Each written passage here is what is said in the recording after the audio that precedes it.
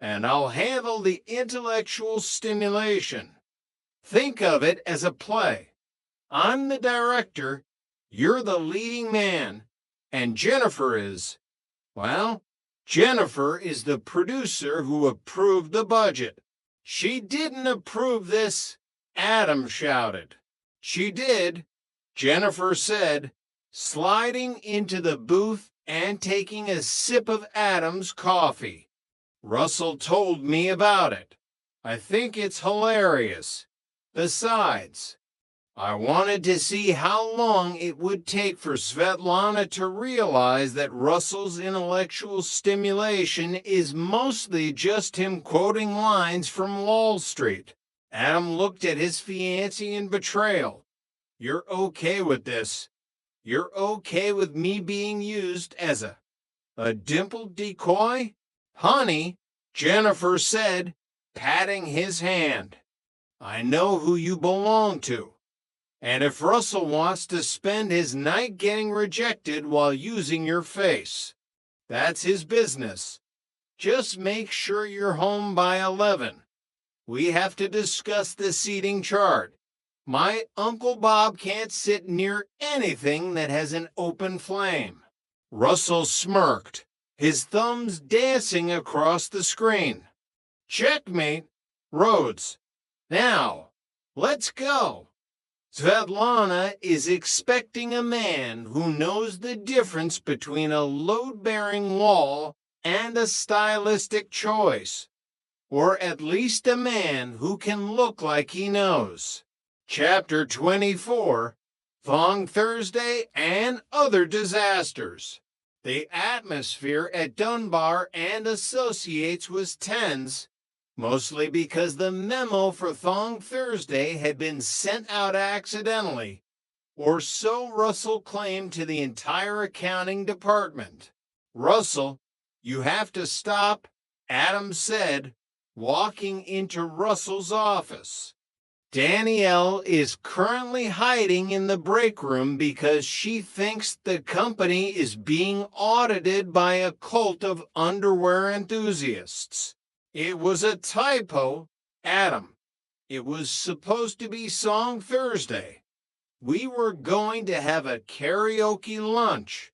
It was meant to be team building, Russell insisted, though the glint in his eye suggested otherwise. You don't even like karaoke. You once threw a shoe at a man for singing Piano Man at a bar. He was off-key, Adam. It was an act of mercy. Anyway, how is Danielle? Is she vulnerable? Does she need a manager to guide her through this difficult time? She's actually fine, Adam said, checking his watch. She's refiling the Q3 reports. She said your firing plan is adorable and that you should probably check your own desk. She found a stash of those radio contest entries you thought you'd hidden. Russell's face paled.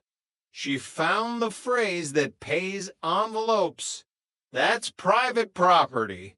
That's my retirement fund. She's too good for you. Russell, Adam laughed. She's not going to be fired, and she's definitely not going to the Journey concert with you. In fact, she asked if I wanted to go with her. You don't even like Journey. You think Don't Stop Believin' is a song about a persistent door-to-door salesman. It's a classic, Russell, and Jen wants to go to. So, thanks for the tickets. You can go with your cousin Larry. I hear he's been practicing his flute cover of Wheel in the Sky. Russell slumped into his leather chair, the defeated chess master. This office has become a den of mutiny. I hire a girl to mate, and I end up with a flute player. Larry doesn't even like 80s rock, Adam. He thinks it's too derivative of 70s folk. Chapter 25, The Lighthouse Reality. Saturday night arrived, and apartment 5B was filled with the smell of absolutely nothing. Jeff was on a strict post-surgery, low cholesterol diet that had turned their kitchen into a temple of steamed vegetables. "Look at this, Audrey," Jeff said, poking a piece of broccoli with his fork. "It's green. It's floppy. It has no soul. Being a man should not eat anything that can be described as floppy. It's healthy, Jeff. And look, I bought this nice bottle of non-alcoholic wine. It has notes of regret and unfermented grape." Audrey sat down across from him. "You know, we were talking about that lighthouse, about how we're the only normal couple left. But look at us. I can't sleep because you're too quiet. And you're eating grass because your heart is a ticking time bomb of mozzarella." Jeff looked at her, and for a moment, the bickering stopped. The city outside was loud, the sirens, the shouting, the endless hum of millions of lives intersecting. But inside, there was a strange, solid peace.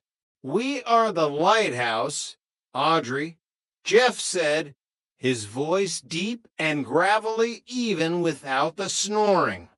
"We're the ones standing on the rock, watching everyone else crash into each other. Russell is out there ghost dating with Adam's face. Adam is probably currently having a panic attack about the color of a tablecloth. And us? We're right here, eating broccoli and being miserable together. Is that a good thing?" Audrey asked, a small smile playing on her lips. "It's the best thing," Jeff said, reaching across the table and taking her hand. "Because at the end of the night, I don't need a sex tape or a strip club or a secret assistant. I just need you to prod me in the ribs when I get too quiet. And maybe a tiny piece of bacon for medicinal purposes. Don't push it," Audrey laughed. "Just a sliver, a Jerry Rice special." The night went on, the silence of apartment 5B finally feeling like home.